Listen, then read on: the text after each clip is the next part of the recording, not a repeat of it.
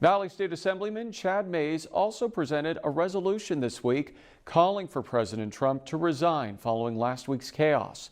I spoke with Mayes today about the impeachment and also his concern about possible armed protests at state capitals, including California. Chad, it's good to see you again. Thanks for joining us. Hey, Peter. So thank you so much for having me on. What we saw at the Capitol last week was pretty much unprecedented. What was your overall reaction to what you saw? Well, I was watching it when it happened. I was actually watching the debate, and so I was watching TV when it all when it started to break, and my heart just sunk because I never wanted to imagine that it would get to this, to have Americans, to have our own go on siege, to siege the seat of democracy, the temple of democracy. And to take lives. It was just, it was crazy. It was absolutely crazy and sad. Yeah, I think a lot of people feel that way. Tell us more about your resolution to the California legislature, and why did you feel this was needed? Sure. It was on Friday, as I've been giving it some thought, just looking at the actions of what happened last week, it became very clear to me that something had to be done. And although the legislature, the California legislature, is not in Congress and has no power under the U.S. Constitution to impeach or to invoke the 25th.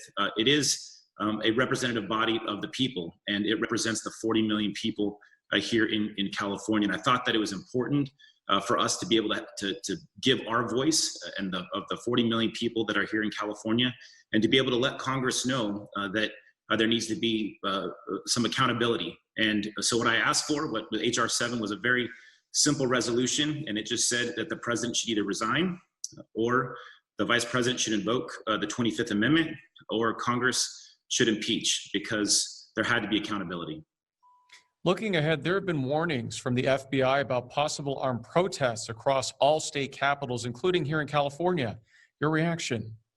Well, I'll tell you, just being up in the Capitol this week, I was nervous and just watching folks around. I was kind of looking over my shoulder. There was a large police presence there. We had gotten word from the FBI that there was going to be armed protests at all 50 state capitals. That's one of the things I've said. Was last week the end of something, or is it the beginning of something? And I hope it's the end. I hope it is a time to be able to have some healing in this country. Once there's accountability, there needs to be some healing. And all this insurrection, this talk of revolution, that all goes away. But we'll have to continue to I think it's something we don't know, we haven't seen yet. We just don't know. And I think California officials have announced there will be additional security measures. Do you think that'll be enough? And do you feel safe if you're at the Capitol? Well, I mean, again, it's, you can only have so much law enforcement there. The Capitol is barricaded. There are gates all the way around the perimeter of it. This week, there were highway patrol officers on horseback, and it was the largest presence that I've ever seen in my time, in my last 6 years in the legislature. I would hope that that's enough. I do know that the California National Guard and others are on the ready if anything was to happen. So if there are going to be protests, I would hope that they would be peaceful protests. It's discouraging to think that there are actors who are calling for an armed protest, and that seems to make things a little bit more uneasy. Mike Pence says he will not invoke the 25th Amendment. Do you still support the impeachment efforts going on, and should the president be removed from office before his term is up? I do support that. And the reason I support it is because there has to be accountability for what happened last week. Here are the facts. The president of the United States invited the insurrectionists to Washington, D.C. He incited the insurrectionists to do what they did. And then he took far too long to be able to call them off. He could have called them off right away, and he did not. If that's not an impeachable offense, I don't know what is. Now, the truth is, as of today, there's only 7 days left, and people could say, oh, well, what's the point in all of it? It's just a complete waste of time. Our American democracy, it is incredibly important. If we truly are a nation of laws and not of men, there must be accountability. And the Congress should have acted, and it looks like they have done just that. I know that you've been watching the impeachment coverage very carefully and live tweeting about it. What do you think of some of the arguments being presented to not impeach the president? Well, again, I think that argument of saying, "Oh, there's just 7 days left. Oh, this is going to be very divisive," and I go, "Yeah, that's all great. There must be accountability. If we are a nation of laws and not of men, then there has to be accountability." And the Congress had to act with the tools that the Constitution has given them. And yes, by the time that this gets to the Senate, in fact, what we're hearing is that maybe Mitch McConnell's there's not going to be enough time for them to even go through and process it. It's still important for the Congress to act, and that's what they've done. You're a former Republican, so I'm curious, where do you think the party stands tonight? Do you think enough Republicans are condemning the president's role in this? And where does the party go from here?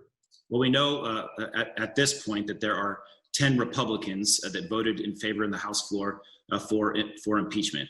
I can tell you that up in Sacramento, privately, conversations with some of my Republican colleagues who didn't vote for, they laid off, as we say, they didn't vote for my resolution on Monday, but they are privately supportive. They too were incredibly disturbed with what happened last week. And you can see leaders like Liz Cheney, who is as conservative as they come, who comes from an incredibly conservative district. She stood up and she said, enough is enough. And it's time to hold the president to account. And I agree with her. As far as the future of the Republican Party, at some point in time, the Republican Party is going to have to find who it is, where they stand. Is it the party of Trump? Or is it the party of Reagan? I would argue that being a Reagan Republican and being a Trump Republican are mutually exclusive. You cannot be one and be the other at the same time. The Republican Party is going to have to figure it out. As of what we saw today, it looks like the Republican Party is the party of Trump. And I think that shows the demise of the Republican Party here in California and across this country. Okay. Chad, we appreciate your time. Good to see you again. Thanks for joining us. Yeah, Peter, thanks for